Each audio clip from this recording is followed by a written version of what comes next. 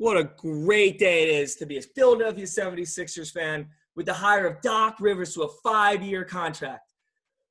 Wow, this feels great. Finally we get a great head coach that's really going to take this team to the next level, hopefully. So we'll talk about it here on Philly Sports Experts. Welcome back, everyone. My co-host Matt Herman could not join me tonight, but I had to come on and talk about this great day it is to be a Philadelphia 76ers fan. Now that Doc Rivers is here, I think everyone can kind of relax and feel like we're finally got over the trend of what's going to happen next. I know there's been a lot of questions with this team, and 2 months ago it's been 2 months now that they've been eliminated, and everything's kind of been up in the air about who's going to be the next head coach after Brett Brown got let go, and what was kind of the whole thing going on with the front office, the hierarchy, who really had to say. And I think a lot of fans are worried. And I know Elton Brand did come out and say that he had the power, but it didn't really seem like that with a lot of reports coming out that the front office and a lot of the ownership group really liked Mike D'Antoni, who I thought would have not been a good fit for this team. I think would have been brutal. So I think it was great to see that Doc Rivers is now the next head coach of this team. And I think we can finally appreciate what's going to happen to Philadelphia Sixers basketball, because I think the next couple of years could be really great under this coaching regime. So let's look at Doc Rivers. So Doc Rivers not only is one of the most respected men around basketball, is a highly intelligent coach, has been around great players. He's won a title with the Boston Celtics. He had Kevin Garnett, Paul Pierce, Ray Allen, Rajon Rondo. And then this past year, he had Kawhi Leonard, Paul George, Montrezl Harrell, Lou Williams. So he's definitely worked with superstars. So I don't think that's going to be an issue for Doc Rivers in working with Ben Simmons and Joel Embiid, because he has been there before. He has worked with superstars. So I really don't think that is going to be a big transition for him. I think it will be a transition for working, just coming to Philadelphia and working with these two different type of superstars who have never been held accountable. So now let's look more about how Doc Rivers kind of fits in with this team. So we've talked about for years now that the Sixers do not have any accountability on this team. We know Brett Brown, I think, did a great job with this team. I think it was really hard for him with this roster. I think it would be tough for any coach with this roster. I think it is a really tough, not well put together lineup that was really kind of centered around analytics. And I think that is why we gave money or huge contracts to Tobias Harris and Al Horford, because analytically it looked like it would work. But clearly it did not. It was a struggle all season to kind of put this team together. So I think Doc Rivers coming here will definitely start kind of that new way for Ben Simmons and Joel Embiid to be held accountable. I think, like I said before, Doc Rivers is highly respected around this league. In my opinion, a top 3 to 5 coach who's coached great players. He's been around the league for years. He's won a championship. And I think when you have a guy like that coming into the building now who is going to coach your team, I think players look at him differently. I think Ben Simmons and Joel Embiid are going to look and really listen to what Doc Rivers has to say, because they know he's been there. He has earned that respect and that trust from his peers around the league. Everywhere he's been, he has earned that respect. So I think when Doc Rivers really says something genuine to Joel Embiid or Ben Simmons about anything with basketball, about life, I think they will listen. And I think, especially for Ben Simmons, it is extremely important that Doc Rivers holds him accountable to shooting the basketball. So I think Ben Simmons will listen, and I really hope Doc Rivers also gets to Joel Embiid about losing some damn weight and getting in shape and actually being able to run up and down the court. We know how great and dominant Joel Embiid is, but if you can't get in shape and you can't show that athleticism to kind of get up and down the court and be there, play 35-plus minutes a night, it's going to be hard for the Sixers to really be successful in the clutch times in playoffs, and hopefully they get to deeper rounds in the second round. So now let's look at – I have a couple question marks. I think my biggest concern is Ben Simmons with Doc Rivers. Like I just said, I do think that Doc Rivers will hold him accountable to shoot the ball, because everyone knows in Philadelphia, if Ben Simmons shoots the ball, it's game over. It is game over for this team. We've talked about it on a previous podcast that to me, it all centers around Ben Simmons.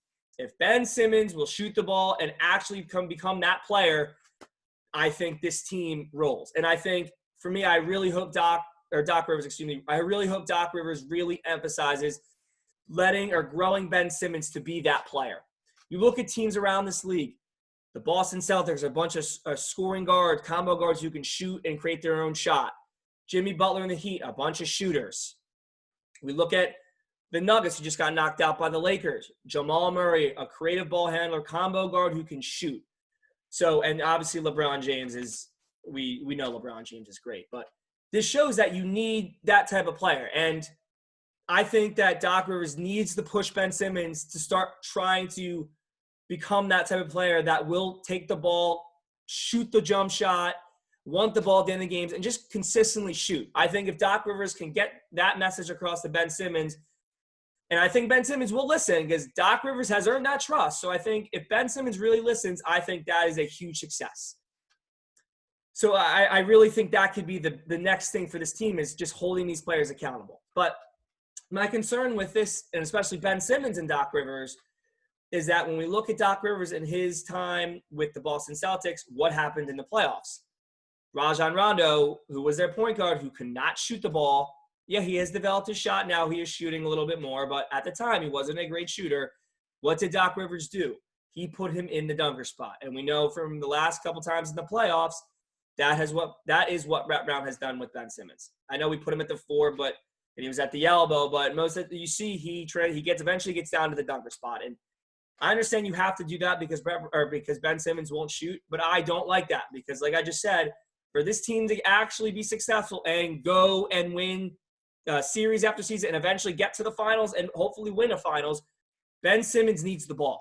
You can see what he does, his athleticism, his court vision, his passing ability, his driving ability, his transition game is incredible. No one like it. He can get up and down the court, make plays, and I want him with the ball in the half-court setting when the game slows down in the playoffs. So I really hope Doc Rivers can give Ben Simmons the ball, especially in the playoffs, and say, Ben, for you and for this team to get to the next level, we really need you to get over this fear you have of shooting and driving and getting to the foul line. We need you to become this player, because if he can become this player, watch out for this team, because I think everything opens up.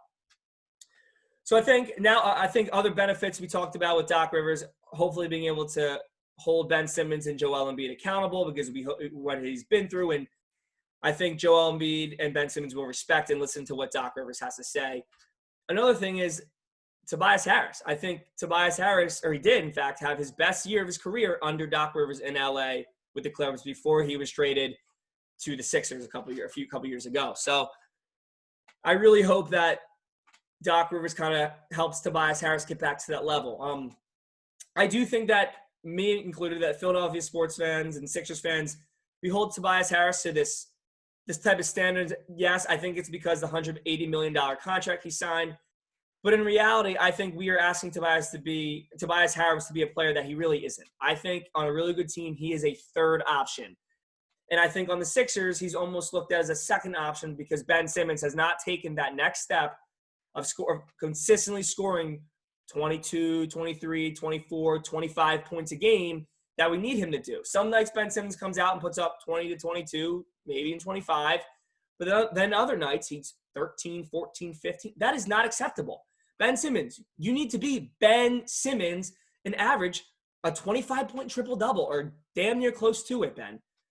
He needs to take that next step. And I feel like if Ben Simmons becomes that next player that consistently can score 25 points, Tobias Harris really fits into that nice third option, that winger who can get to the rim, he can hit shots. And that three of Tobias Harris, Joel Embiid, and Ben Simmons, I think could really work if Ben Simmons really develops and gets to that next stage in his game. And I think Doc Rivers, if there's anyone that is going to do it, I think Doc Rivers is the coach that is going to get Ben Simmons from here to the next level. So I'm really looking forward to seeing that. I think this is a really good move also for the front office. I know I've touched recently on this podcast about the turmoil that's kind of been developed in the front office and what was really going on. And I think this shows that, okay, look, there's been some question marks. Who has the power? Who's making the decisions? But they clearly got this one right. You can't argue against Doc Rivers. I understand there's been reports out there that he chokes in big situations. I know the Clippers just had a 3-1 series lead, and they blew that. You're going to blame a little bit of that on Doc Rivers, but Kawhi Leonard and Paul George did not come up big.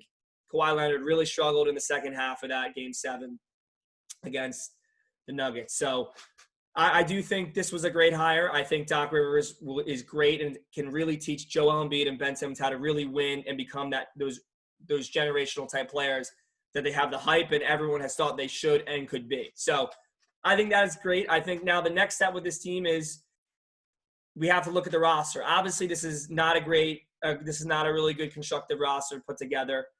I think it was constructed poorly. I think at the time it was really analytically driven. I think a lot of people refer to this team as they tried to play big, and I think it was, like I just said, it was a lot of base. It was really based around the analytics, and I think people thought, oh, Al Horford could come in and play a 4, and Tobias Harris analytically would fit well at the 3, and I don't think that was – I mean, clearly it wasn't great. I mean, they struggled all year. So I think we will see. I really hope Ben Simmons gets the ball back.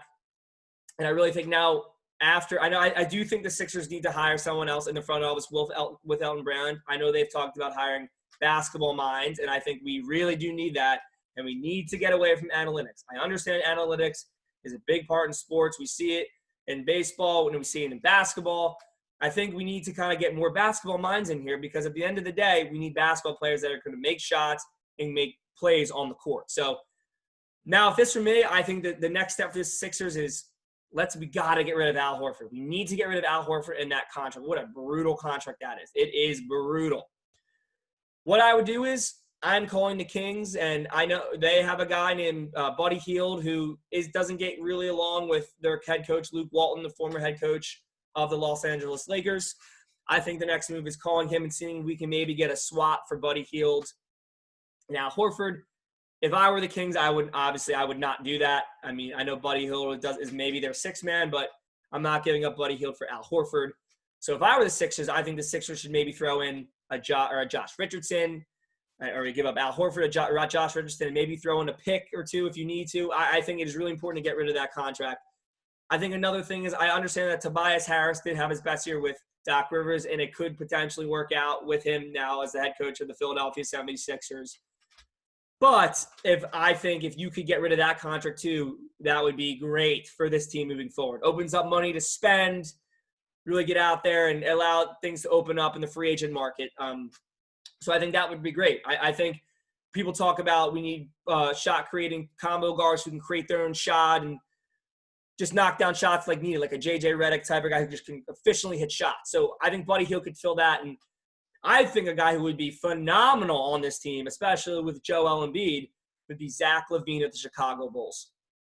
I know the Chicago Bulls just hired a new coach in Billy Donovan, so I don't know where their stance is on that. But if you're telling me we can get Zach LaVine in here, I think you would have to give up Tobias Harris and maybe even a Matisse Thybulle or a Shake Milton or a Josh Richardson if he's not included in another trade, and even maybe their 21st overall pick in the first round of this NBA draft. So I think that's something you look at, but I think there's benefits. One, you would have a lineup of Buddy Hield who can shoot, Zach LaVine, a combo guard who can create his own shot, and then you have Ben Simmons, Joel Embiid. That is a fantastic 4. A fantastic group of 4 players right there. Yes, and another benefit is you get rid of Al Horford and Tobias Harris. Terrible contracts that open up money, and then you could start building around these guys. I think that would be the greatest offseason, but I think it's a lot easier said than done, obviously. So I don't know what's going to happen, but it's a great day today, everyone. Great day that Doc Rivers now is the new head coach of the Philadelphia 76ers. And this is definitely the start of something new in this town with the Sixers. I think we can only go up from here. We have a great head coach in place, and now Elton Brand needs to work with Doc Rivers and putting together the best pieces around Ben Simmons and Joel Embiid. Not one or the other, not trading one, both Joel Embiid and Ben Simmons together. We need a shooter. We saw what could happen with J.J. Redick a couple years ago. It worked out. They can play together. So I really think the next step is building around this team, and hopefully we can make some trades or bring some players in that are really going to accommodate their strengths. We know those two like to play down low. We know that Ben Simmons won't shoot. Hopefully Doc Rivers can get him to change that, but we need shooters. We need shooters around these guys that are going to open up the floor for Joel Embiid down low and for Ben Simmons to drive and create lanes, because eventually if he has a lane and people crash on him, he can feed guys in the corners to shoot threes like we saw with J.J. Redick a few years ago. So we really hope something now happens and kind of builds off this, but it is a great night. It is a great day for the Sixers to finally get their new head coach. And it was great. I'm so happy that the Sixers now can finally move forward, and we finally have a head coach in here to now start this new trend. So thanks again for tuning in for Philly Sports Experts.